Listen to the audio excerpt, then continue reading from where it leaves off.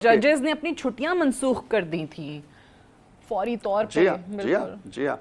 अब मेरा ख्याल है सादिया कि ये जो कल रिपोर्ट आ गई है, जो कमेटी बनाई गई थी निगरान हुकूमत की तरफ से, वो बड़ी जामे रिपोर्ट है। वो सामने आने के बाद, तफसीलात सामने आने के बाद शायद तेज़ी के साथ ये कार्रवाई भी शुरू होने के इम्कानात हैं।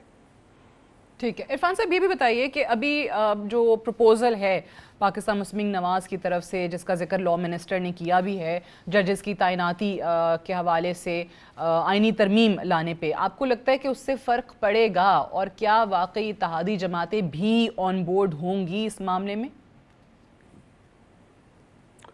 देखिए सादिया, अगर गौर से देखा जाए ना, तो हमारे यहाँ कुछ मसाइल हैं और उन मसाइल को हमें देखना पड़ेगा। बिल्कुल गैर जानिबदारी से बात की जाए तो जो कहा जाता है जी कि 3 सतून हैं रियासत के, इंतज़ामिया है और मुक़न्नना है और अदलिया है। अब इन तीनों सतूनों को अगर आप देखें तो इंतज़ामिया तो बेचारी अगर कोई ट्रांसफ़र भी करती है एक पुलिस ऑफिसर का, तो कोई जज उसे स्टे ऑर्डर दे देता है और वो बैठा रहता है, फिर वहीं पे उसे हिला नहीं सकते आप। कल ही की मिसाल है, आप मैं हैरान हुआ वो ख़बर पढ़ के कि लाहौर हाई कोर्ट के एक मुअज़्ज़ज़ जज साहब ने जो स्कूटर्स बांटने का प्रोग्राम है सूबे का, सूबाई हुकूमत का, उसको मुअत्तल कर दिया जी। और आपको नहीं पता कि किस मुल्क से वो मंगवाई गई होंगी, कितने पैसे खर्च हुए होंगे, क्या प्लान बना होगा, कितने करोड़ या अरब रुपए उस पर लगे होंगे। और वजह क्या बताई है? बड़ी दिलचस्प वजह है। वजह यह है कि जी स्कूटर पे लड़के बैठेंगे, वन व्हीलिंग करेंगे और जान को ख़तरा होगा।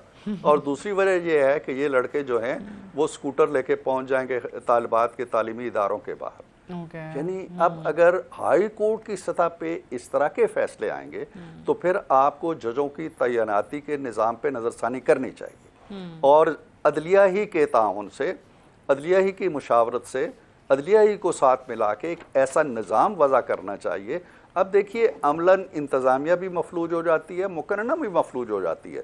हमारे जो 442 अरकान हैं जो मुंतखब होके आते हैं, वो एक कानून बनाते हैं और आपको प्रोसेस पता है। वो कौमी असम्बली की कायमा कमेटी खंगालती है, फिर नेशनल अपना सेनेट की खंगालती है, बड़ी तगदों के बाद वो कानून पास होता है, 2 जज साहिबान उसे स्ट्राइक डाउन कर देते हैं। तो हमारे यहाँ तजावज़ात बना लिए हैं बहुत से, इंतज़ामिया के अंदर भी और मुकन्नना के अंदर भी। और अदलिया ख़ुद जो है वो इतनी असास है जी कि हमें फ़लाने छेड़खानी की है हमारे साथ, उनके ख़िलाफ़ ख़त लिख देते हैं।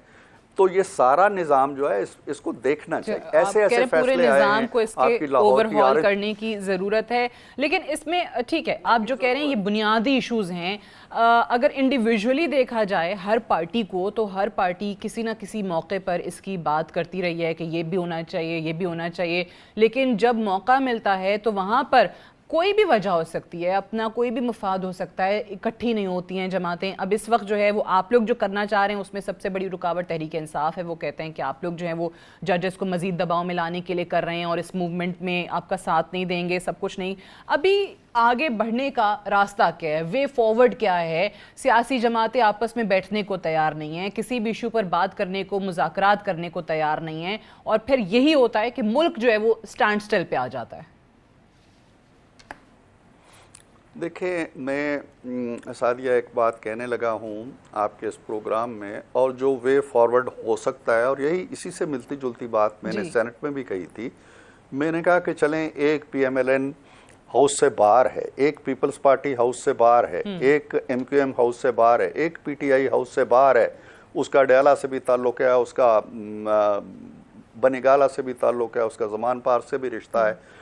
वो आपस का एक खेल खेलते रहें, लेकिन एक पीपल्स पार्टी, एक PMLN, एक MQM, एक PTI हाउस के अंदर है जी। आप यकीन जाने कि हम मिलते हैं, हंसते हैं, खेलते हैं, और मेरी आदत यह है, वहाँ 2 लॉबीज़ होती हैं। एक ट्रेजरी की लॉबी होती है चाय पीने के लिए, वहाँ लोग चले जाते हैं जो हुकूमत सरकार से ताल्लुक़ रखते हैं। एक अपोजिशन की होती है जहाँ मोस्टली PTI के लोग बैठते हैं। मैं 90% अपनी लॉबी में जाने के बजाय PTI की लॉबी में जाके बैठता हूँ और उनके साथ गपशप करता हूँ और वही चाय पीता हूँ।